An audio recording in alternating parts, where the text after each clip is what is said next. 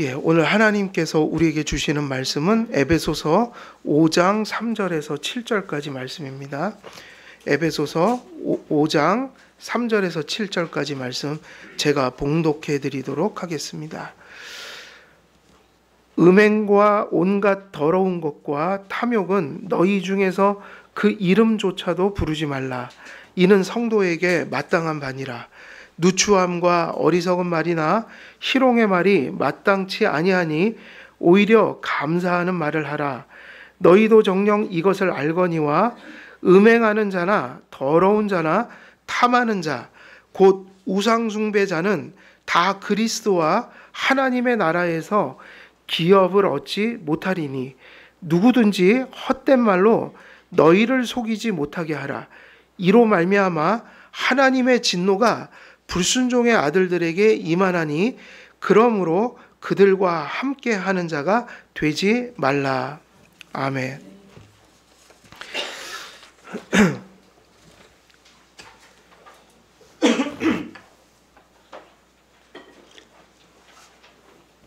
예, 오늘 말씀 보겠습니다. 오늘 우리가 지난 시간에 이제 쭉 이어서 우리가 어디까지 이야기를 했죠? 처음에 제일 먼저 주제는 뭐였어요? 기억이 나세요? 첫 주제가 뭐였습니까? 죄의 삭은 사망. 이게 그릇된 얘기가 아니라는 거죠. 이것을 우리는 믿었기 때문에 누굴 영접한 겁니까? 그리스도. 그래서 이 말씀을 우리가 그리스도 안에서 받아야 한다. 그래서 그 죄의 삭시 사망이라는 저주를 오직 누구 안에서만 그거를 해결할 수 있어요? 그리스도 안에서. 그리고 지난번에 이제 마지막 그 세 번째 주제를 또 얘기를 드렸던 거예요.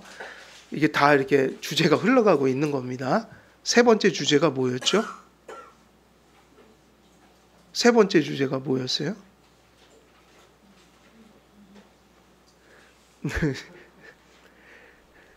이 말씀을 자기 점검의 표대로 삼아야 된다고 그랬잖아요. 점검해야 된다. 왜냐하면 죄의 삭은 사망이 맞아요. 그런데 그리스도 외에는 여기서 우리를 구원할 자가 없습니다. 그런데 그렇다면 여러분이 하나님의 나라를 기업으로 받지 못하는 자가 아니라 기업으로 받은 자가 돼야 된다고 할 때 아무나 그 얘기를 할 수 있는 게 아니라 믿음과 무엇이 있어야지 된다고 그랬습니까? 믿음과 회개에 실제가 삶 속에 있어야 되는 거예요. 완전한 자를 구원하시는 게 아니라 믿음과 회개에 실제가 있어서 비록 부족하지만 그리스도 안에 있으니까 믿으니까 또 늘 그 죄를 지을 때마다 회개하니까 그리스도 안에서 주님의 용서가 그들과 함께하니 목표를 향해서 그들은 다가갈 수 있는 존재다. 그래서 죄를 안 짓거나 완전하다는 의미가 아니라 그리스도 안에 있으므로 그들이 그 죄의 저주로부터 벗어날 수 있다. 근데 그 그리스도 안에 있는 자들이 가진 표가 뭐예요? 예수님 안에 있는 자의 표. 그러니까 믿음이 없는데도 예수 안에 있을 수는 없고요. 믿음이 있다면서 회개가 전혀 없을 수는 없는 거잖아요. 그러니까 이 말씀을 은혜 언약의 백성들에게 할 때는 그들을 정죄하는 말씀이 아니라 자기를 어떻게 하라는 얘기예요?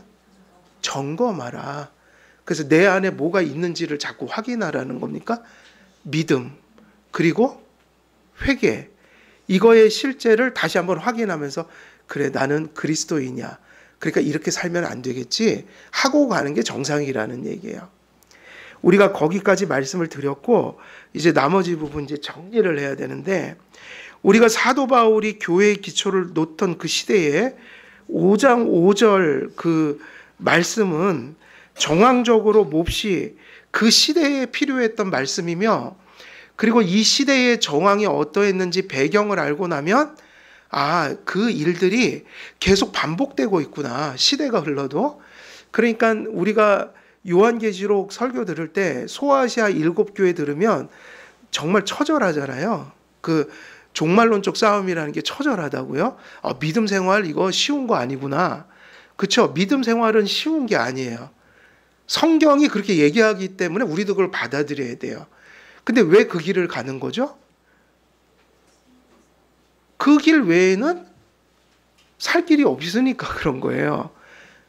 세상에서 편안하게 사는 것보다는 믿음을 지키다가 어려움을 당하는 가치가 더 우리에게 유익하다라는 것을 분명히 보고 확인하고 깨달아서 그 길을 가는 거지, 믿음 생활하는 게 편해서 가는 건 아닙니다. 그러니까 애초에 믿음이 웰빙이니 힐링이니 편안함만 추구한다면 애초에 이거는 신앙이 될 수가 없어요. 그러니까 그 모든 것을 감수하더라도 그 믿음으로 얻는 것은 절대적 가치가 있다고 생각한 사람들이 뭐가 되는 거예요? 그리스도인이 되는 거예요.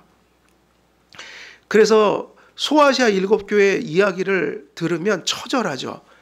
근데 그 얘기를 잘 보고 나면 지금 이 시대에 우리 살고 있는 시대를 조금만 살펴보면 전혀 다를 게 있을까요? 없을까요? 똑같습니다. 그 시대나 지금이나. 그때 성도들이나 지금 성도들이나 다 어려운 건 마찬가지예요. 근데 언제 어렵냐면 믿음으로 살고자 할 때, 주님을 이제 인식하고 믿음이 뭔지를 깨닫잖아요. 그러면 이제 힘들어지기 시작하는 거예요. 뭔가 진리가 보이면 진리가 아닌 게 보이기 시작해요. 그러면 내가 갈 길이 있고 가지 말아야 될 길이 보입니다. 그래서 믿음 생활은 힘들어요, 안 힘들어요? 힘들죠. 근데 그 힘듦이 감사해요, 또. 그게 누구에게만 있기 때문이에요, 그 힘듦이. 그래서 예전에 어떤 목사님들이 집회할 때 그 얘기를 제가 1991년도에 들었는데 저는 그런 건 또 안 잊어버려요. 되게 건망증이 심한데 참 이게 좀 잘 잊어버려요, 저는. 아주 잘 잊어버립니다. 그런데 이상하게 그런 건 안 잊어버려요. 평생 가슴에 박혀 있어요. 무슨 얘기를 했냐면, 여러분 그리스도인이라는 증거 중에 몇 가지를 얘기를 했거든요. 3가지. 나머지 제외하고 그 중에 한 가지가 뭐였냐면 그리스도 때문에 고난받는 삶의 실제가 있다. 이거는 아무나 당하는 게 아니에요. 그리스도 때문에 고난받고 고뇌하고 십자가를 지는 것은 그리스도인의 정체성이에요. 그래서 예수님도 나를 따르려거든 뭐를 지고 오라고 그랬어요? 그래서 이거를 심각하게 생각해야 돼요. 그게 그리스도인의 증거예요. 뭐를 지는 삶이요? 예. 그래서 소아시아 7교회에 있던 얘기, 그래서 자꾸 무천년설 얘기하는 게 그렇게 갈 수밖에 없어요. 소아시아 초림 때 있었던 일이잖아요. 그죠? 근데 재림 때까지 그 일이 반복된다는 거예요. 그래서 천년주의나 뭐 세대주의적 천년설, 후천년설 이런 것들은 이 무천년설이 담고 있는 지금 우리에게 종말론적인 싸움의 실제를 설명할 길이 별로 없어요. 지금 우리에게. 그래서 개혁신학자들은 오늘날 거의 무천년설을 따르긴 해요.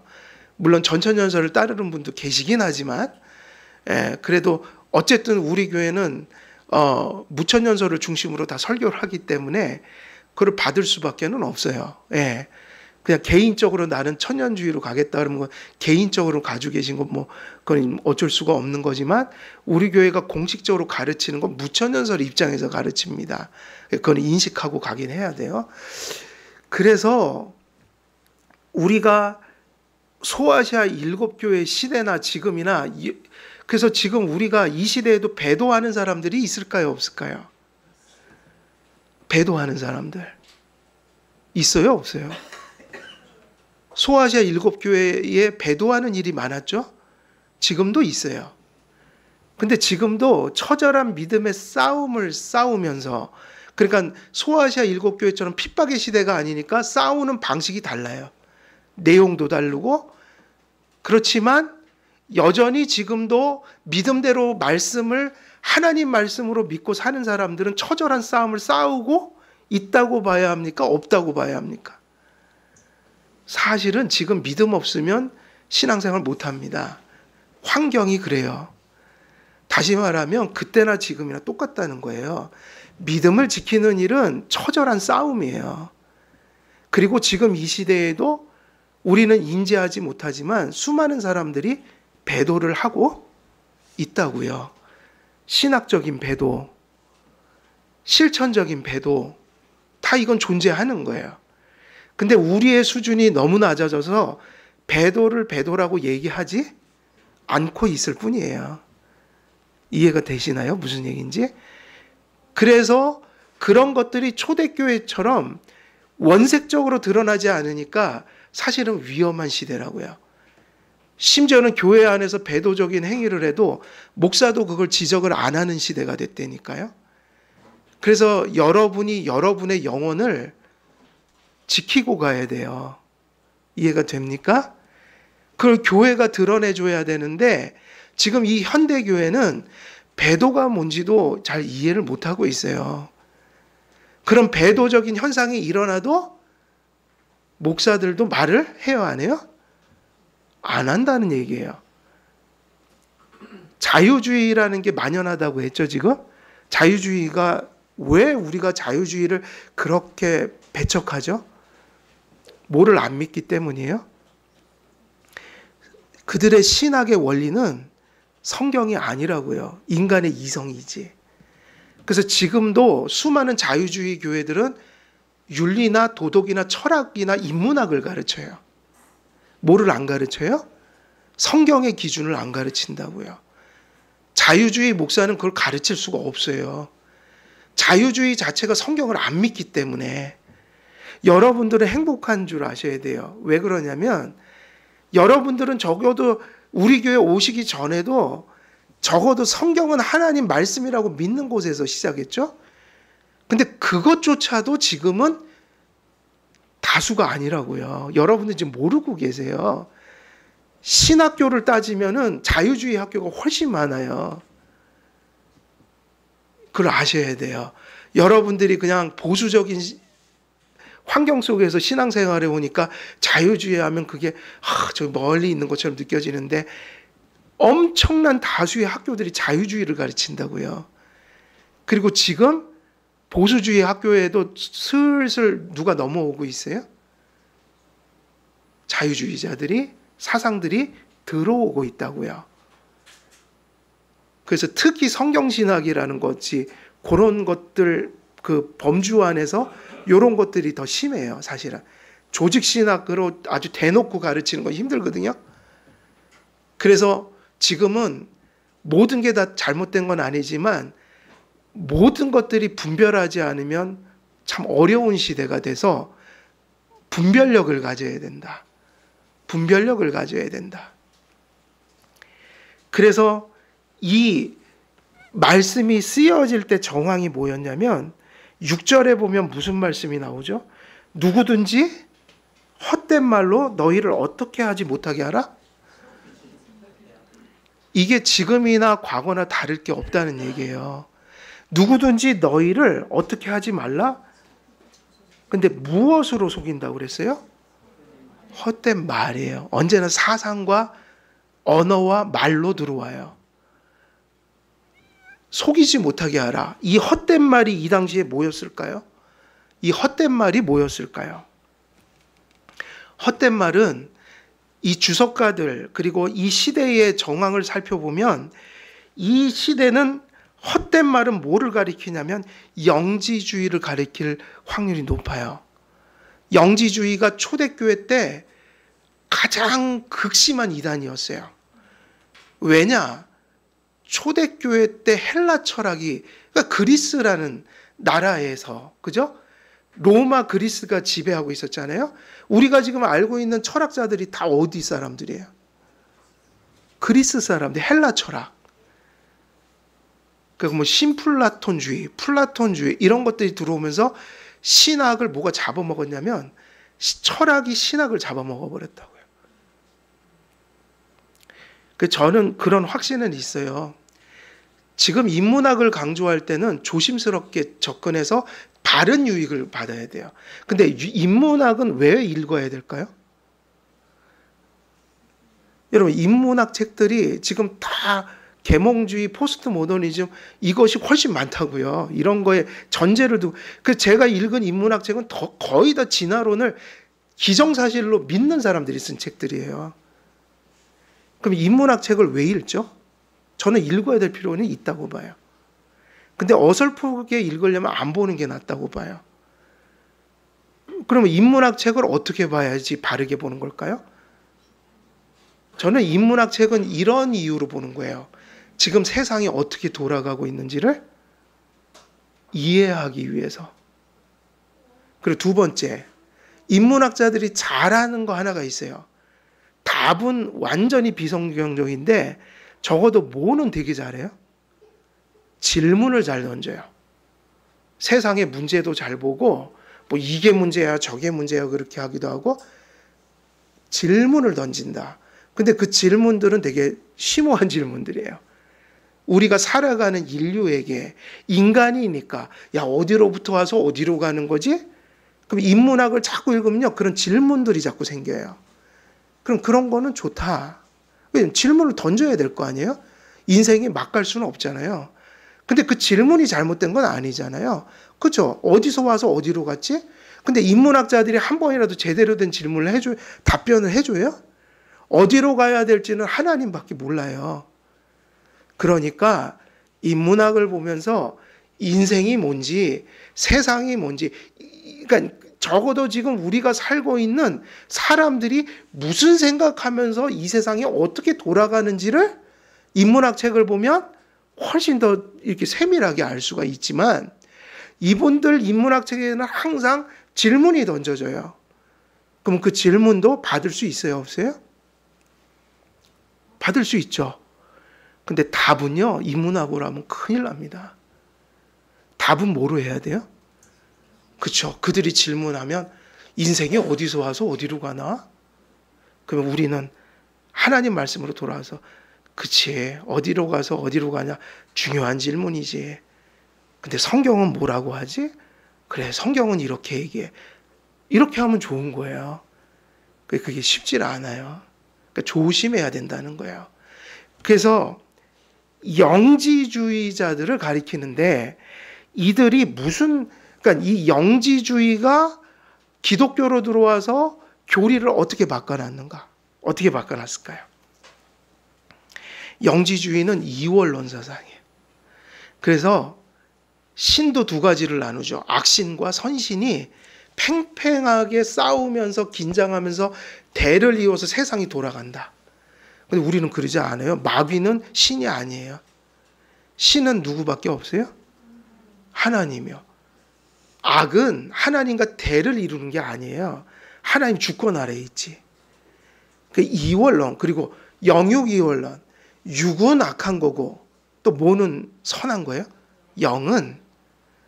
근데 이제 이런 구도가 나중에 어떻게 이걸 가리키냐면 모든 거를 성경을 구약과 신약을 갈라놓고 육과 영을 갈라놓고 마귀와 하나님을 갈라놓고 그래서 이원론 체제로 모든 걸 설명하니까 이제 되게 큰 문제가 벌어졌는데 그냥 이것을 우리가 다 알 필요는 없고요. 그냥 결론만 얘기하면 이래요. 육체의 죄를 범해도 영혼은 손상되지 않으며 이게 지금 어떤 교리 비슷한 걸까요? 이게 구원파 교리라고요. 그래서 구원파 교리를 연구한 사람들이 한결같은 얘기가 영지주의다 그래요. 그게 영지주의. 그러면 그 사람들은 이렇게 얘기하는 것까지 제가 확인했어요. 맨날 그렇게 얘기해요. 영혼은 구원 받는다 이 땅에서. 근데 뭐는 구원 못 받았다고 봐요? 육체는 구원 못 받았으니까 육체는 더럽게 사는 게 정상적이라고 이렇게 끌고 가는 거예요. 영은 구원 받았는데 육체는 구원 못 받았으니까 육체는 더러운 게 당연한 거예요? 안 당연한 거예요? 당연하죠? 그러니까 죄를 져도 그건 하나님이 뭐라 하지 않는다. 거기다가 무슨 교리가 슈퍼 울트라 이단 사상. 예수님 믿을 때 죄를 다 없애버렸어요. 이렇게 얘기하고 끝내버려요. 여러분 죄가 없어졌어요? 있어요 아직도? 여전히 죄는 짓고 있어요 우리가. 그걸 죄로 여겨야 되고 그래서 무슨 회개를 하라는 거예요? 성화적 회개. 근데 거기는 성화가 없으니까 이렇게 보는 거예요. 예수께서 우리 죄를 없애신 걸 깨달으면 구원받았다. 그것도 믿는 게 아니라 뭐 한다? 이러니까 영지주의라고. 영지주의가 그걸 가르쳤다고요. 심오한 고차원적인 지식을 깨닫는 순간 구원받는다. 영지적, 그래서 영지. 영할 때 영에다가 무슨 지자죠? 알지자. 그래서 심오한, 사람들이 보통 못 깨닫는 어떤 깊은 경지에 있는 깨달음을 딱 얻는 순간 구원받았다. 그러면 구원파들은 어떤 깨달음이 구원을 준다고 그래요? 예수 믿으면, 그러니까 예수님께서 그것도 믿는다는 얘기도 먼저 안 해요. 예수께서 모든 죄를 다 없애버렸다. 이걸 깨달으면 구원받았다는 얘기. 그리고 뒤에서 아무 설명도 안 해. 그리고 그런 얘기하죠. 눈물을 흘리며 회개하고 삶을 고치려고 애쓰면 믿음이 없어서 저런다고. 아니, 죄를 없앤 걸 깨달아야지 이러는 거예요. 그 성화의 회개를 하면 어리석다고 그래요. 믿음이 없다고 그러는 거예요. 그걸, 그 사람들이. 그래서 꼭 뭐를 닮았어요? 딱 닮은 게 영지주의예요. 그래서 뭐라고 하냐? 이들은 육체의 죄를 범해도 영혼은 손상되지 않으며 벌을 받지도 않는다고 주장하였습니다. 최소한 여기에 깨달음을 가지고 있으면, 그래서 그들이 말하는 그런 의미에서 하나님을 바라보면 육으로는 성적인 법, 그러니까 지금 성경에서 얘기하는 이 목록들 있죠. 죄의 목록들. 이걸 다 어기면서도 죄를 없앴기 때문에 괜찮아 이러는 거야. 그게 무슨 믿음하고 비슷하다고요? 구원파 믿음하고. 근데 교회 안에도 이런 믿음이 있을 것 같아요? 없을 것 같아요? 있다니까요. 있다고요. 그 큰일 날 얘기예요, 이게. 왜 그게 있을 수밖에 없어요, 교회에?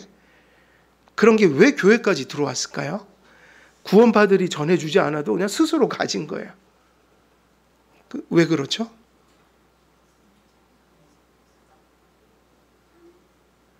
왜 그럴까요? 교리가 없으니까요. 교리가 없으니까 처음에는 둘 중에 하나를 왔다 갔다 해요. 거룩하게 살아야지, 맞죠?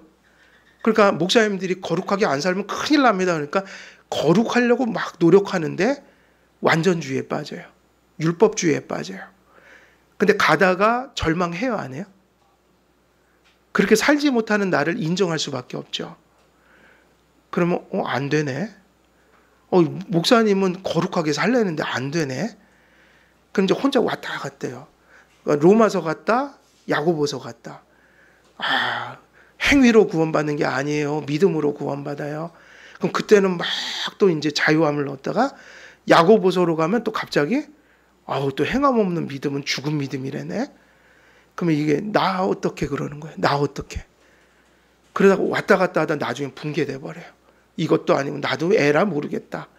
어차피 살아봤자 노력해봤자 안 되는 거 그지 맞지. 그냥 예수 믿으면 됐지. 나이 여기까지 이제 고민 안 할래. 그러면 이제 막 가기 시작해요. 그래서 뭐와 뭐가 사실은 너무 다른 극단인데 똑같은 거라고요? 율법주의와 뭐가 같은 거예요? 방종주의가. 극과 극은 하나예요. 그래서 이들은 율법으로부터 자유를 뭐로 해석할까요?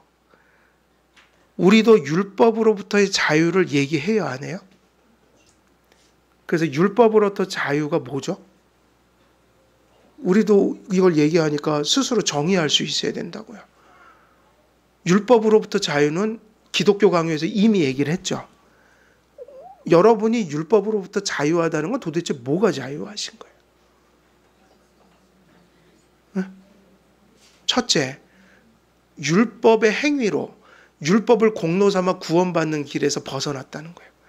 그러니까 무슨 언약에서 살지 않는다 우리? 이제는 여러분은 율법 지켜서 구원받는 길을 가지 않아요. 두 번째는 뭐죠? 자유가? 율법의 정죄로부터 자유하게 됐어요. 예수님 때문에. 세 번째, 율법을 지키는데 행위 언약에서처럼 율법의 본성으로 요구받지를 않아요. 그렇게 되면 당장 죽으니까 주님의 용서 속에서 한 발 한 발 가도록 율법과 함께 그런 은혜를 같이 베푸시니까 불완전한 데도 간다. 그래서 율법이 더 이상 우리를 저주하는 그런 모습이 아니라는 거예요. 이해가 되시죠? 그런데 영지주의자들은 율법으로부터 자유를 뭐로 해석해 버렸어요? 방종으로요. 율법 폐기론으로 해석한 거예요. 율법을 안 지켜도 된다고 가르쳐 버린 거예요. 그래서 그리스도인들은 어떤 종류의 죄를 계속 짓더라도 문제가 되지 않는다고 가르친 거예요. 이게 교회에 들어왔는데 누구 때 들어왔다고요? 바로 바울이 에베소서 쓸 때 이 사상이 만연해 있었어요. 그리고 실제로 교회 안에 이 사상들이 막 들어오고 있었어요. 그래서 이 말씀들을 쓸 수밖에 없었어요. 성화를 다시 재확인시켜주고 성도의 윤리를 다시 재확인시켜줬다고요. 그래서 윤리 얘기를 하는데 이게 무슨 윤리라는 거예요? 세상 윤리가 아니라 거듭난 자가 생명 속에 나타나야 될 성화적 삶의 원리니까 이것은 기독교 윤리지 세상 윤리가 아니라는 거예요. 그래서 이들은 죄에 대한 성경의 가르침을 왜곡하고 그러므로 무엇이 왜곡되었어요? 구원관이 왜곡되어 버렸다. 이들의 그 사상은 방종주의를 부추겼습니다. 이들은 하나님의 자비를 방종의 기회로 삼았습니다. 하나님께 한번 구원을 받으면 이 땅에서 어떤 행동을 저지르더라도 천국에 이를 수 있다고 믿습니다. 칼뱅도 이러한 헛된 말, 그 방종주의를 부추기는 죄관을 경계하는데 이게 참 재밌는 게 바울 때는 누가 방종주의를 가져 들어왔다고요? 영지주의가. 근데 칼빈이 목회하던 때 제네바에 이게 또 일어났다고요. 그래서 이걸 뭐라 그러냐면 칼빈의 책들을 보면 칼빈이 제네바에서 사역할 때 제네바에서 칼빈을 반대하던 사람들을 리버티안 그래갖고 자유주의자들이라고, 오늘날 자유주의가 아니라 방종주의를 의미하는 거예요. 자유주의자들. 그러니까 인생을 자유롭게 살자 이 의미예요. 그래갖고 사실은 그 칼빈을 쫓아내려고 혈안이 됐던 사람들이 바로 이 사람들이었어요. 방종주의자들이었어요. 역사는 반복이 될까요? 안 될까요? 계속됩니다. 이게 칼빈 때 그런 게 아니라 초대교회 때 이후로 계속 반복되는 거예요. 그러면 이렇게 방종주의가 계속 만연하잖아요. 그럼 교회가 어느 순간부터 방종주의에 대해서 이제 지겨워질 때가 있다고요. 문제의식을 느끼기 시작해요. 그러면 또 어디로 갈까요? 그러면 율법주의가 또 생겨요. 그러면 또 막 율법주의를 해요. 행위로 구원받는다. 이게 바로 몇 년 전까지 또 신학계 우리에게도 있었어요. 그게 뭐 세관점이라는 거. 바울의 세관점. 성경신학 안에서 일어난 논쟁이에요. 바울의 세관점. 그리고 개혁주의적인 성경신학자들이 또 그걸 막아내느냐고 무진장 애를 썼어요. 바울의 세관점이 뭐냐? 종교개혁자들이 바울을 잘못 해석했다 이거예요. 그래서 이신칭의를 칼빈이나 루터바 같은 사람들이, 종교개혁자들이 이신칭의를 로마서를 잘못 읽는 바람에 생겨버렸다. 그냥 결론만 얘기하면 오직 믿음으로 구원받는 구원이 아니라는 거예요. 성경은 행위하고 그 은혜하고 같이 간다는 거예요. 이게 로마 교회가 또 재현되는 거예요. 그게 몇 년 전에 있어갖고 성경신학 안에서 세 관점, New Perspective on Paul 그런다고요. 그래서 바울에 관한 세 관점이니까 개혁주의 입장에 있는 성경신학자들이, 조직신학자들이 달라붙어갖고 또 그걸 막아내느냐고 진땀을 뺐어요. 근데 그때 제가 쓴 박사 논문이 그 논문이에요.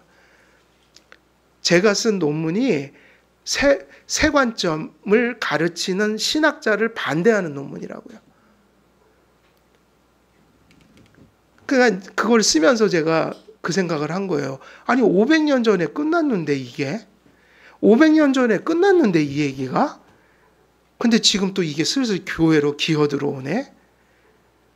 그 제가 논문까지 그걸 쓴 거예요, 제가. 그래갖고 좀 약간 요상해지긴 했죠. 성경신학 분야인데 저는 조직신학이거든요. 성경신학을 조직신학으로 논박을 한 거예요. 그래갖고 성경신학 공부를 많이 했죠. 그것 때문에. 근데 힘들어요. 그 사람의 책이 우리가 쓰는 용어하고 완전 똑같아요. 똑같이 칭의, 성화 뭐 이런 얘기를 다 쓰니까. 그래갖고 그 신학자를 적어도 그 사람이 무슨 얘기를 하는가, 우리가 쓰는 칭의하고 그 사람 쓰는 칭의를 구별하는 데만 6개월 동안 그 사람 책을 다 읽었어요. 6개월 동안. 물론 다 읽은 건 아니지만 중요한 책, 그 주제와 관련된 거. 6개월 동안 밤새워 책을 읽어갖고 겨우 구분을 했는 거예요. 저 사람이 얘기하는 칭의는 이거고 우리가 얘기하는 칭의는 이거구나. 그래서 또 그걸 느끼는 거예요. 반복되는구나, 역사가. 종교개혁이 500년 전에 일어났는데 종교개혁은 끝난 게 아니라 계속 반복되는구나. 이게 힘들구나. 그래서 칼빈이 이 얘기를 해요. 칼빈이 사역하던 시대에 방종주의자들이 또 일어났어요. 이런 얘기합니다. 그들을 아마 염두에 두고 이 얘기를 한 걸 거예요. 이러한 사람들은 이런 것은 하찮은 실수에 불과하다고 말한다. 음행은 단순히 하나님께로 향하는 놀이이며, 음행을 뭐라고 얘기했다고요, 이 사람들이? 하나님께 향하는 놀이며. 근데 이게요, 계시록에 얘기했던 그 얘기하고 똑같아요. 주석에서 봤던 니골라당. 초대교회 때 길드에서 우상숭배하고 음행했잖아요. 그래서 내가 먹고 살아야 되니까 지금 같으면 그 노동조합에 무슨 노조에 이런 거, 그러니까 예를 들면 그런 경제 집단이잖아요. 그런 거에 있어야 되니까 이제 고민을 하고 있는 거예요, 성도들은.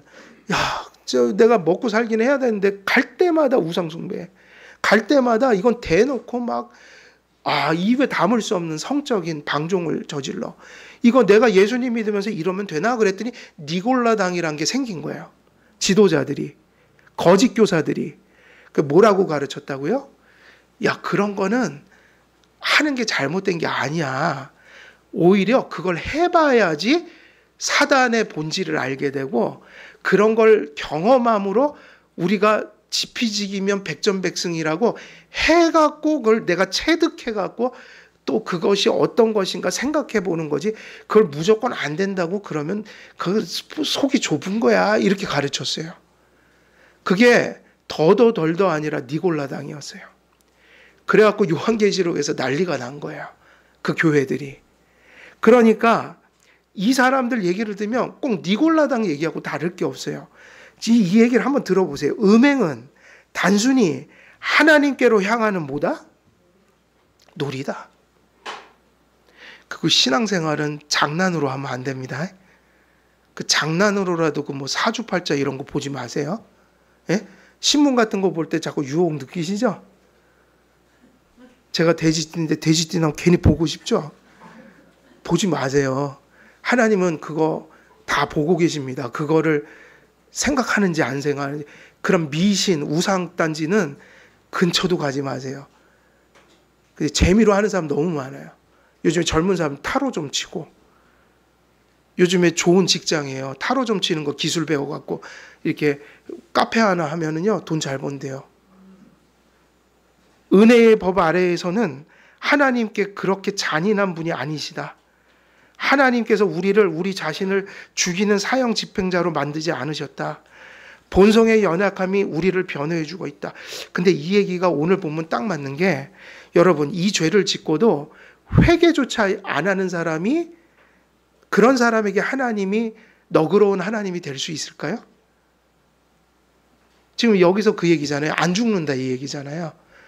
근데 믿음이 없는데 안 죽을 수 있어요? 회개도 안 하면서 나는 안 죽거든. 왜냐하면 하나님 믿으니까. 근데 회개를 안 해요. 이 말은 맞아요, 틀려요?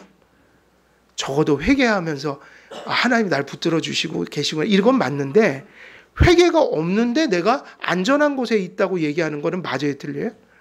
그래서 기독교 안에 이런 게 들어오면 안 된다는 얘기예요. 이게 분간하기 힘든 거였다고요, 한국교회에서. 그러나 바울은 이와 반대로 파멸로 어긋난 양심에 의한 그들의 궤변을 막아내야 한다고 주장했습니다. 이게 뭐라고 얘기하는 거죠? 궤변이다. 근데 사도 바울 때도 바로 이 궤변이 존재했어야 안 했어요? 했죠. 어떤 사상을 통해? 영지주의. 칼빈 때는 또 어떤 사람들이 있었다고요? 리버티안, 방종주의자들, 자유주의자들. 그럼 오늘날은 이런 게 또 있어요, 없어요? 있어요. 구원파 있잖아요. 근데 그 구원파가 새로운 게 아니에요. 구원파가 없어도 교회 안에는 그렇게 생각하는 사람들이 있을까요, 없을까요? 있다고요. 어떤 사람들이요? 성경과 교리를 잘 정립하지 못한 채로 주관성에 의해서 신앙생활하는 사람 둘 중에 하나로 간다. 율법주의로 가든지 방종주의로 가든지. 근데 이게 또 상호 교환해요. 율법주의 살다가 지겨워지면 어디로 가는 거죠? 방종주의로. 방종주의로 가다가 지겨워져요, 또. 그럼 다시 율법주의로 가요. 그래서 이런 사상을 가진 분들 그 과거를 잘 살피잖아요. 이력이 다 있는 거예요. 다 그 짓눌려 갖고 거기서 이렇게 헤어나온다는 게 극단으로 가는 거. 그 성경 모르면 다 그렇게 됩니다. 그리고 이제 우리가 이제 마지막 한 가지 더 살필 것이 뭐냐면, 그런 것이 이렇게 반복되니까 우리가 완전주의와 방종주의를 극복해야겠죠? 그러면 우리가 이것의 극복은 뭐일까요? 라고 하면 완전주의하고 방종주의를 반 정도 섞으면 될까요? 항상 얘기하지만 중간쯤 오는 게 해결이다. 그럼 큰일 나는 거예요. 중간은 없어요. 진리면 진리지 중간이 어디 있겠어요? 방종주의와 율법주의를 어느 정도 섞으면 이게 뭐 될 것 같아요? 안 되겠죠? 그래서 우리는 살려면 그 길밖에 없는 게 성경으로 돌아가야 돼요. 성경적인 것은 방종적이지도 않고 율법주의적이지도 않아요. 그러면 이것을, 성경을 통해서 우리가 잘 깨달을 수 있고 가르쳐주는 그 구절들이 있어요. 그 구절을 기억하시고 살면 돼요. 그게 뭐냐? 첫 번째, 요한일서 3장 9절을 좀 찾아서 같이 읽어볼게요. 요한일서 3장 9절.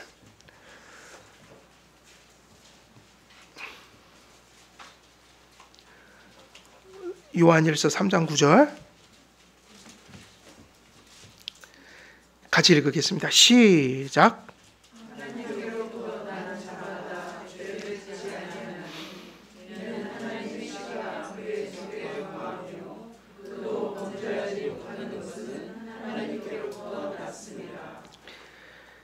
여러분, 이 말씀을 딱 대할 때 여러분들이 이제 이걸 해석할 수 있어야 돼요. 이 성경 때문에 많은 사람들이 나가 떨어졌어요. 이 말씀은 우리를 살리려고 주신 말씀인데, 그거는 성도들 책임이 아니라 신학교와 교수들과 목사들이 잘못 가르쳐서 그래요. 제가 이 말씀을 신학교수한테 들으면서 되게 힘들었던 적이 있어요. 신학교수인데 선교학 교수였어요. 제가 액츠당일 때 교수였어요. 이 말씀을 가지고 사람 목을 조여오는데 꼼짝을 못 하겠더라고요. 하나님께로부터 난 자마다 뭐를 짓지 않는다고요? 여러분, 죄를 이거 어떻게 돼? 여러분도 이것 때문에 고민한 적 있으시죠? 목사님들이 이 얘기를 죄 짓지 말라고 그러고 그냥 끝내요. 근데 그렇게 하면 이 말씀 그 의도가 아니에요. 왜냐하면 똑같은 요한이 한 얘기를 뒤에서 얘기해 드릴 거기 때문에. 똑같은 요한이 이 죄를 짓지 아니하니 이는 하나님의 씨가 그의 속에 거하며 그로 범죄하지 못하는 것은 하나님께로부터 났습니다. 그러면 이 얘기를요, 죄를 짓지 않는다. 어떤 구절에는 죄가 어떻게 됐다 그러죠? 그쳤다. 그런데 겸손하게 종교개혁자들에게 겸손하게 조금만 배워도 신학교 교수가 그렇게 얘기할 수는 없는 거예요. 한마디로 말하면 무식한 교수라서 그러는 거예요.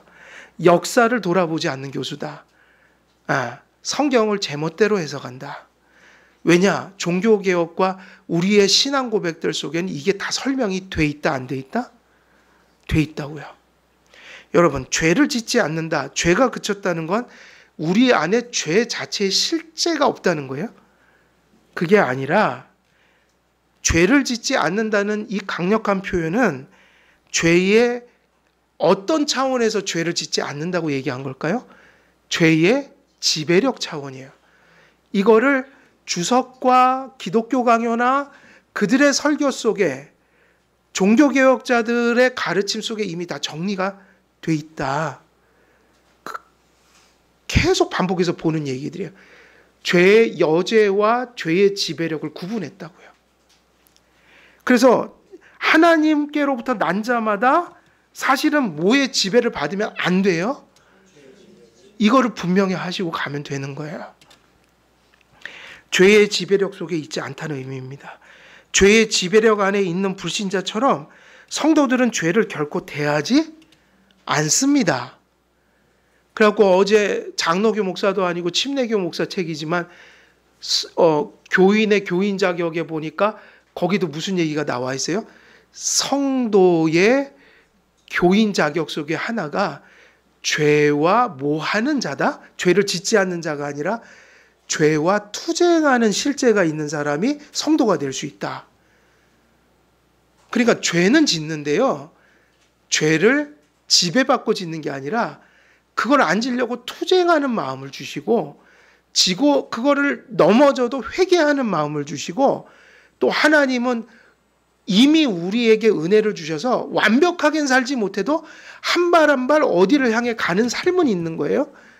하나님의 뜻을 향해, 온전함을 향해, 표대를 향해. 그럼 이게 없는 거를 뭐라고 가르칠까요? 이게 없는 거를 죄의 지배력 속에 있다는 거예요. 죄와 싸우지도 않고 회개하지도 않고 아예 열매라는 게 보이지도 않고. 그러면 이거를 행위를 따지는 게 아니라 우리는 뭐를 얘기하냐면 혹시 믿음이 없는 게 아닙니까? 하나님을 믿으면 어찌 이렇게 살 수가 있습니까? 이 얘기를 하는 거라고요.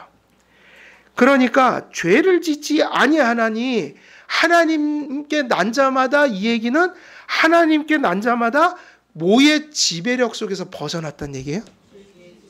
적어도 지상에선 불완전해도 이 죄의 지배력 속에서는 벗어나야 돼요. 그래서 우리 사고가 괴롭다는 거예요. 근데 이게 축복이라는 거예요. 여러분들이 작은 것부터 큰 것부터 하나님 뜻과 하나님 뜻이 아닌 게 사실은 매일매일 부딪혀요, 안 부딪혀요? 여러분 얼마나 많습니까, 사실. 그죠? 오늘 교회 나오는 것도 어쩌면 힘든 일이 있을 수도 있는 거예요. 아유, 교회 갈까 말까? 아유, 이거 하나님을 선택해야 될까? 이거를 선택해야 될까? 아니, 이런 마음이 왜 없냐고요? 사람마다 다 있죠. 그게 뭐죠? 스트러글이라고요. 근데 여러분들이 스트러글이 있어서 그냥 제껴버리지 못하고 어떤 어려운 상황에서 그래도 아유, 하나님 뜻을 지켜야지. 그리고 그런 삶이 있어요, 없어요 또? 아예 없지는 않잖아요. 맨날 나타나진 않아도. 근데 그래야지 정상이라는 거예요. 왜냐? 하나님께 거듭난 자마다 죄는 더 이상 여러분과 조화될 수가 없어요. 그래서 적어도 죄를 짓기도 하고 싸우기도 하고 또 지면 회개까지는 해야 한다. 그래서 막 나가는 게 아니라 하나님 뜻과 인간의 가치가 부딪힐 때 몹시 적어도 순종하지 못하면 적어도 몹시 뭐는 있어야 되는 거죠? 고뇌하고 싸우고 그래도 그걸 그렇게 안 하려고 하는 몸부림이 우리 안에 있는 건 우리 안에 뭐가 있기 때문이라고요? 하나님의 뭐가? 씨가요. 생명이. 그래서요, 예수 믿는 자들은 죄를 짓지만 막 나가지는 않아요. 그리고 너무너무 소망이 많은 거는 크리스찬은 반드시 회개한다는 거예요. 그러니까 완전하진 않아도 죄의 지배력 속에 살면 안 된다. 그러면 이걸 뭐라고 하죠? 죄를 짓지 아니하니.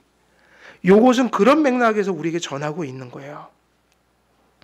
그런데 똑같은 요한이 쓴 말씀을 또 하나 읽어볼게요. 요한일서 8장 10절입니다. 요한복음이에요. 요한복음 8장 10절. 아닌데? 몇 장, 이게 10절이 맞는데 8이 잘못된 것 같은데요? 이게 몇 장이더라? 갑자기 생각이 안 나지? 요한일서는 맞거든요? 10절을 찾아보세요. 1장 10절, 2장 10절, 3장 10절. 뭐냐면은, 만일 우리가 죄가 없다면, 그 구절. 몇 장이에요? 1장이죠. 거기 읽게요. 시작.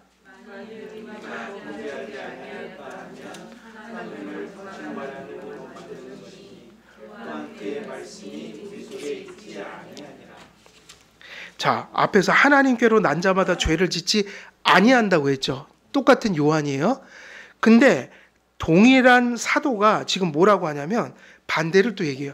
만일 우리가 죄가 없다 말하면 스스로 어떻게 한다고요? 속이고 또 진리가 그 속에 있지 아니한다.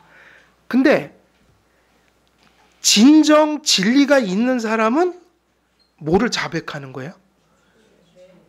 그럼 여기서 얘기하는 죄를 자백하고 진리가 그 안에 거하는 사람, 그럼 이 얘기는 크리스찬은 언제나 뭐를 자백한다는 거예요? 죄를요. 그럼 앞에서는 죄를 짓지 아니하니 그랬죠. 근데 뒤에서는 이게 그 뜻이 아니라는 것을 뒤에서 이것이 분명히 해주는 거예요. 뭐냐? 하나님 안에 있는 자마다 정반대 얘기를 또 하는 거예요. 하나님 안에 있는 자마다 뭐를 고백한다고요? 그 얘기는 하나님이 계신 자는 분명히 죄를 고백하고 산다. 그러니까 이 얘기는 죄의 지배력을 얘기하는 게 아니라 뭐를 얘기하는 거죠? 우리 안에 남겨진 지배력을 잃은 여죄를 가리키고 있는 거예요. 그래서 순서적으로 따지면 이게 1장에 나오고 그 다음에 아까 얘기했던 게 몇 장에 나와요? 뒤에 나온다고요. 그러니까 어떻게 보면 1장에서 먼저 크리스찬은 사실은 죄가 없는 것이 아니라 죄를 고백하는 자들이다. 그 얘기는 성도들 안에 죄가 있다는 얘기예요? 없다는 얘기예요? 있다는 얘기예요. 근데 그 죄를 불신자들처럼 취급하지 않고 성도답게 취급한다. 그건 뭐냐? 성화의 회개를 이룬다. 그래서 불신자들은 보지 못하는 게 뭐냐면 죄예요. 사실은 성도가 분명히 보는 게 뭐냐면 그것이 죄다. 그럼 이 두 가지를 잘 구별하면 성경에서 절대로 이런 죄를 지면 안 되라는 거하고 성도들이 지금 죽을 때까지 안고 가야 될 일종의 종말론적인 싸움이요. 또 성도가 되었기 때문에 싸우는 죄와의 투쟁은 성경 자체가 구별하고 있는 거라고요. 그것만 잘 구별해서 그거를 종합해서 생각하면 우리들의 교리가 다 나오는 거예요. 그래서 우리가 앞에서 그러니까 3장에서 나왔던 죄를 짓지 아니하거나 믿는 자는 죄를 그쳤다고 하는 것은 죄 자체가 없다는 게 아니라 뭐가 없다는 거라고요? 죄의 지배력이 죽었다는 것이고, 그리고 여기서 얘기하는 것처럼 사도들은 절대로 죄가 없는 성도를 말씀하신 적이 없다는 얘기예요. 그럼 그거는 무슨 죄를 염두에 둔 거예요? 지배력을 잃은 여죄를 성도들이 품고 가야 되는데 이것을 어떻게 처리해야 되는가? 그러면 이제 우리가 계속 했던 말씀이 정리되면 이게 헷갈리지 않은 거예요. 죄가 있다. 지배력이 죽었다. 그러면 여러분이 이제 근데 묻는 거죠. 그럼 어떻게 살아가실 겁니까? 죄가 있는데. 그럼 답이 있어요, 없어요? 답은 뭡니까? 그리스도밖에 없는 거예요. 그리스도 때문에 우리가 가는 거라고요. 그 죄의 지배력을 죽이신 분도 누구예요? 예수님. 근데 아직 남은 여죄도 죄라고 그랬죠. 엄밀히 얘기하면 율법의 본성대로라면 우리도 죽어야 돼요. 왜 안 죽는가? 예수 그리스도의 뭐가 함께 하시니까요. 용서가. 그리고 그 용서를 통해서 여러분 가슴 속에 하나님이 누굴 주셨죠? 성령을. 그래서 여러분은 불완전하지만 용서 안에서 죄와 모두 할 수 있어요. 성령을 주셔갖고 투쟁할 수도 있고 때로는 순종도 해요. 근데 최악의 상황에서 우리가 넘어질 때 성도의 가장 큰 증거가 뭐냐면 그 넘어진 죄를 절대로 수용하지 않아요. 뭐 한다? 회개한다. 요 정도 구도가 뭐냐면 성도가 적어도 이 땅에서 살아가는 원리예요. 그 이상은 못합니다. 그 이상을 요구하면요, 그거 자체가 또 이단이 돼요. 하나님은 이것 이상의 짐을 지우진 않았어요. 우리가 이 정도의 교리와 믿음 안에서 삶의 실제 안에서 살아가면 우리는 그렇게 또 감사할 수 있어요. 하나님이 나를 구원해 주셨고 붙들어 주고 계시고 지금 나를 인도해 주고 계시구나. 이런 확신을 가져도 되는 것이죠. 그러면 결론입니다. 이제 끝났어요. 이제 결론이 여러분들이 오직 무엇으로 구원받는다는 걸 이제 분명히 해야 돼요. 믿음과 은혜로. 그러나 그 오직 믿음과 은혜로 구원을 받는다는 얘기가 막 살아도 된다는 얘기가 전혀 있을 수 자체가 없다. 그래서 우리가 다룬 이 본문은 성도의 삶 속에 구원받은 자 속에 우리가 비록 여죄를 가져서 이런 죄들과 뒹굴며 또 싸우며 살아가는 게 실제지만 그 순간순간 기억해야 될 것은 그리스도와 죄는 어느 순간에도 조화될 수가 있다 없다? 없다. 그래서 그 얘기 하는 거예요. 하나님과 벨리알이 조화될 수 있겠느냐. 그래서 우리가 죄에 넘어지는 순간에도 절대로 그리스도와 죄가 하나 될 수 있는 것처럼 생각해서는 안 되는 거예요.